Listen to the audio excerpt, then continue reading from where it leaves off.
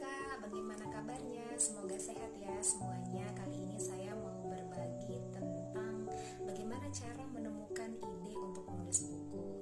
Nah, jadi ide itu ada yang muncul secara tiba-tiba dan ada ide yang harus untuk digali.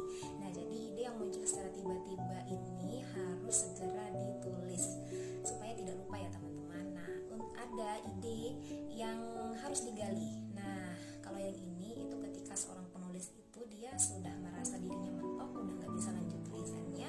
Jadi saya ada tips nih dari saya sendiri, dan ini biasanya dilakukan juga oleh para penulis lainnya.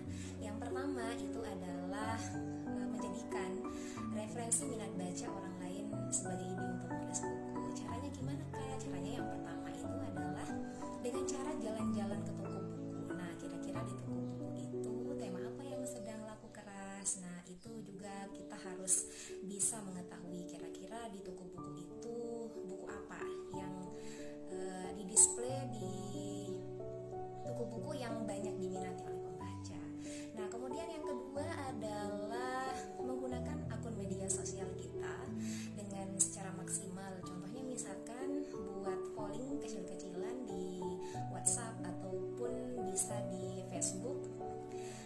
Bisa bertanya kepada teman-teman lainnya, teman-teman media sosial kita, kira-kira apa yang mereka sedang butuhkan untuk dibaca. Nah, juga bisa kita lihat fenomena-fenomena yang terjadi di media sosial.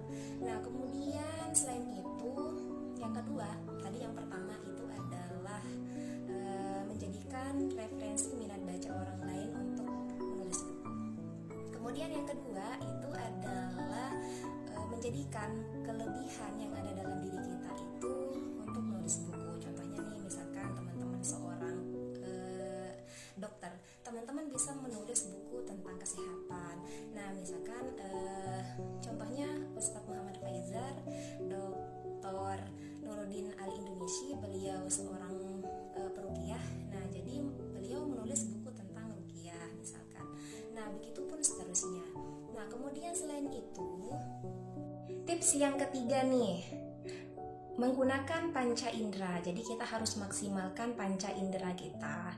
Harus peka, sebagai seorang penulis kita harus peka. Nah, jadi selain itu, apa yang terjadi di sekitar kita, kemudian apa yang kita lihat, apa yang kita rasakan, apa yang kita dengar, dan sebagainya.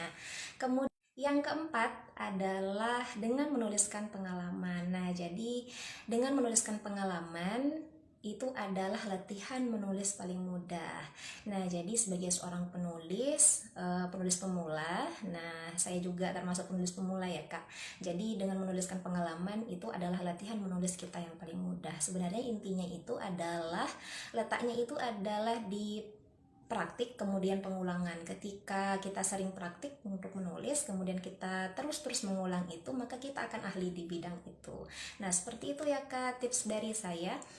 Pesan dari saya itu adalah yang saya kutip dari Asma Nadia, kuliahnya seorang penulis itu adalah membaca. Jangan lupa rajin-rajin untuk membaca buku.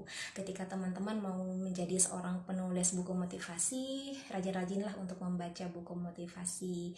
Itu aja dari saya Kak, terima kasih. Wassalamualaikum warahmatullahi wabarakatuh. Semoga bermanfaat ya.